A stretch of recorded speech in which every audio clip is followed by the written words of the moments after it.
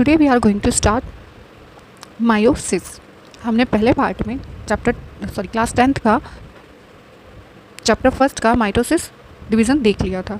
अब हम समझेंगे मायोसिस द रिडक्शन डिवीज़न। इसको हम रिडक्शन डिवीज़न क्यों कह रहे हैं? हम इसको रिडक्शन क्यों कह रहे हैं? बिकॉज हम इसके अंदर देखेंगे जो नंबर ऑफ़ क्रोमोसोम्स होते हैं वो डिप्लॉयड टू हैप्लॉयड हो जाते हैं। ठीक है, अब हम देखें it takes place in the reproductive cells sperms and ova. ये स्पर्म में और ओवा में होता है क्योंकि ये रिप्रोडक्टिव सेल्स होती हैं। In this chromosomes divide once. इसमें जो क्रोमोसोम्स होता है वो एक बार डिवाइड होता है, जबकि न्यूक्लियस 2 बार मतलब डबल बार डिवाइड होते हैं।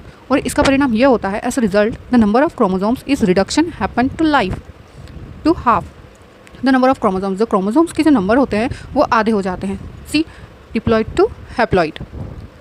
ये एक मेजर डिफरेंस होता है माइटोसिस और मियोसिस में। अब हम देखेंगे मायोसिस हैज़ 2 न्यूक्लियर डिवीज़न।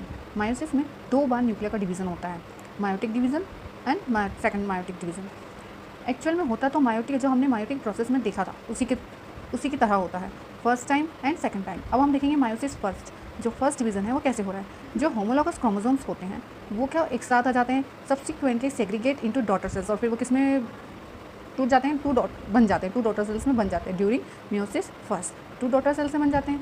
फिर देखते हैं क्या होता है, number of chromosomes is reduce. जो नंबर ऑफ क्रोमोसोम्स होते हैं रिड्यूस मतलब उनमें कमी आती है, फ्रॉम डिप्लॉयड टू हैप्लॉयड, है ना। ये तो हमने पहले ही देख लिया था। इस कॉल्ड रिडक्शन डिवीज़न, इसीलिए हम इसको क्या बोलेंगे, रिडक्शन डिवीज़न। अब हम देखेंगे pairing of homologous chromosomes. Pairing, अब होमोलॉगस क्रोमोसोम्स की पेयरिंग होना वो किस में होती है, प्रोफेज फर्स्ट में। Longest part of meiosis first, ये जो पार्ट होता है ये जो प्रोफेज फर्स्ट होता है इसमें। अब माइटिक डिवीज़न की फर्स्ट स्टेज है मायोसिस फर्स्ट, तो प्रोफेज की भी फर्स्ट स्टेज होगी। उसके अंदर जो प्रोफेज का जो स्टेज होता है, मतलब जो फर्स्ट स्टेज होती है वो बहुत लंबी होती है। ये तो हमने मायोटिक डिवीज़न में भी पढ़ा था। तो इसलिए homologous chromosomes attract each other and come to lie in pairs. Homologous जो क्रोमोसोम्स होते हैं वो एक दूसरे से अट्रैक्ट होकर एक पेयर में बंध जाते हैं। अब ये देखिए, pairing homologous chromosomes is known as synapsis. जो पेयरिंग में होमोलॉगस क्रोमोसोम्स होते हैं उन्हें हम सिनेप्सिस कहते हैं, और इन पेयर को हम बाइवेलेंट कहते हैं। ठीक है, अब हम देखेंगे डायग्राम में। अब ये जो देखो ये पेयर है, इनको हम होमोलॉगस क्रोमोसोम्स बोल रहे हैं। ये जो अभी कियाज़मा के बारे में पढ़ेंगे हम, कियाज़माटा फॉर्मेशन, इसमें क्रॉसिंग ओवर होकर जो ये लोब्स होती हैं वो इंटरचेंज हो जाती है, जिसके कारण हमें वेरिएशंस देखने को मिलते हैं। जो नई पीढ़ी रहती है उसमें हमको वेरिएशन देखने को मिलते हैं। अगर ऐसा नहीं होगा तो हम तो एक दूसरे के क्लोन ही रहेंगे, सेम टू सेम डिक्टो, है ना। वेरिएशंस होंगे ही नहीं, सिमिलैरिटीज़ होंगी हर चीज़ में, तो फिर कैसे चलेगा। इसलिए क्रोमेटिड्स एक्सचेंजिंग पार्ट। अभी देखिए कियाज़माटा फॉर्मेशन और क्रॉसिंग ओवर को ही हम कियाज़माटा फॉर्मेशन कहते हैं। Homologous pair now has 4 chromatids and it form as tetrad. ये देखिए ये टेट्राड कहते हैं इनको। ठीक है, द नॉन सिस्टर क्रोमेटिड्स, अब ये सेम सिस्टर हुई और ये नॉन सिस्टर हुई, मतलब इस क्रोमोसोम का इसके साथ, इस क्रोमोसोम का इसके साथ, इसलिए non sister chromatids of tetrad break open and rejoin each other. This is known as crossing over और कियाज़माटा फॉर्मेशन। ठीक है, हम क्रॉसिंग ओवर को ही क्या कह रहे हैं, कियाज़माटा फॉर्मेशन बोल रहे हैं।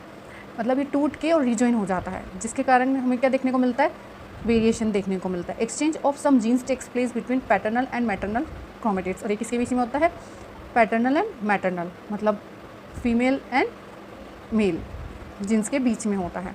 अब नेक्स्ट हम पढ़ेंगे सेपरेशन ऑफ होमोलॉगस पेयर्स, मतलब सेपरेशन कैसे होता है। अब होमोलॉगस पेयर का सेपरेशन किस तरीके से होगा। और ये जो हमने पढ़ा कियाज़माटा फॉर्मेशन, ये किस में होता है, ये देखिए मियोसिस फर्स्ट फेज़ में। यहाँ तक ये फर्स्ट फेज़ कंप्लीट हो जाती है, ये जो है first phase up two year completed. फिर नेक्स्ट वापस से जब डिवीज़न होता है तो मियोसिस सेकेंड फेज़। ओके, अब हम देखेंगे separation of homologous pairs. Pair of chromosomes splits completely and move towards opposite poles during anaphase first. अब ये prophase then anaphase, prophase, metaphase, anaphase then telophase. अब आता है एनोफेज फर्स्ट। एनोफेज में होता ही क्या है कि क्रोमोसोम्स का स्प्लिट्स हो जाना और अपोजिट पोल्स की तरफ जाना। इसी तरीके से जो न्यूक्लियर मेम्ब्रेन होती हैं यहाँ पर बनने लग जाती हैं, रीअपेयर हो जाती है। अब यदि हम डायग्राम के थ्रू देखें तो जो न्यूक्लियाई है थिक और शॉर्टर हो जाता है। ठीक है, फिर नेक्स्ट में होमोलॉगस पेयर क्या करते हैं, सब एक साथ आ जाते हैं, जिसमें क्रॉसिंग ओवर होता है, कियाज़माटा फॉर्मेशन हम जिसे बोलते हैं। उसके बाद स्पिंडल फाइबर के थ्रू ये ऑपोजिट पोल में जाने लग जाते हैं और फिर न्यूक्लियाई का न्यूक्लियर मेम्ब्रेन का बनना शुरू हो जाता है। अब देखिए, अब इसके अंदर each chromosomes split into 2 parts. अब जो एक क्रोमोसोम्स होते हैं वो 2 हिस्से में बंटना शुरू हो जाते हैं, ठीक है, जिससे क्या होता है 4 सेल्स बनती हैं, 4 पार्ट बनते हैं।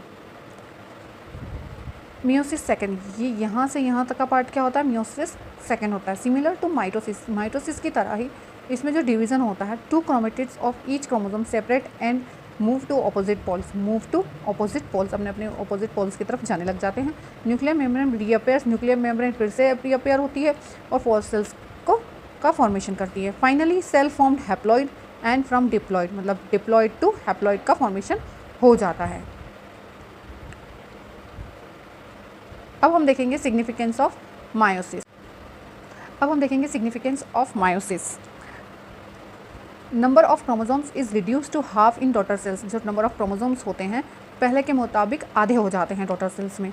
इसका रिजल्ट ये होता है, इसका परिणाम ये होता है, जब फॉर्मेशन होती है हैप्लॉइड सेक्स सेल की आफ्टर फर्टिलाइजेशन के बाद, मतलब फर्टिलाइजेशन के बाद जो इनका स्टोर होता है, मतलब रिस्टोर, मतलब वापस से डिप्लॉयड कर लेंगे, क्योंकि आधे फीमेल से और आधे मेल के थ्रू क्या होंगे, फर्टिलाइजेशन होगा, जिसके बाद वो वापस से डिप्लॉयड हो जाएंगे। During crossing over parts of chromatids are exchange, जो पार्ट होते हैं वो क्या हो जाते हैं, एक्सचेंज हो जाते हैं, और इसी के कारण क्या होता है, वेरिएशंस आता है in the offspring. It causes gametic variation, और ये गैमेटिक वेरिएशन होता है। It prevents the multiplication of chromosomes and the maintain of stability of species, मतलब मल्टीप्लिकेशन होगा तो इसके अंदर स्टेबिलिटी बनी रहेगी, ठीक है। And thank you students for watching this video. I hope you like this video.